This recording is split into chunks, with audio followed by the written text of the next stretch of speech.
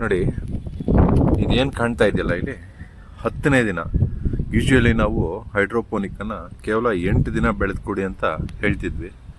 ಆದರೆ ನಾವಿಲ್ಲಿ ಟೆಸ್ಟ್ ಮಾಡೋದಕ್ಕೋಸ್ಕರ, ಅಂದರೆ 10 ದಿನ ಕೂಡ ಬಿಟ್ಟರೆ ಹೇಗಿರುತ್ತೆ ಅನ್ನೋದಕ್ಕೆ ಒಂದು ಉದಾಹರಣೆ ಅಂತ ಹೇಳ್ತೀನಿ.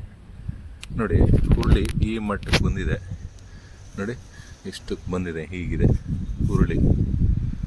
ಸೊ ನೋಡಿದ್ರಲ್ಲ, ಇದು ಹುರುಳಿ ಹೀಗೆ ಬಂದಿದೆ. ಇದು ಗೋಧಿಯಲ್ಲಿ ಒಂದು ಸ್ವಲ್ಪ ಫಂಗಸ್ ಬಂದಿದೆ, ಯಾಕೆಂದರೆ ತುಂಬ ದಿನ ಬಿಟ್ಟಾಗ, 8 ದಿನ ಬಿಟ್ಟಿದ್ದಕ್ಕೆ ನೋಡಿ ಈ ರೀತಿ ಲೈಟಾಗಿ ಫಂಗಸ್ ಬಂದಿದೆ, ಬೇರೆ ಕುಡಿಯೋಕ್ಕೆ ಶುರುವಾಗಿದೆ.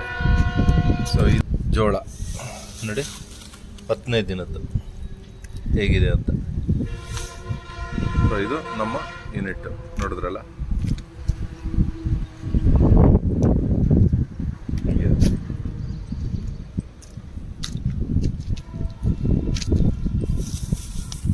ಇದು 8ನೇ ದಿನದ್ದು.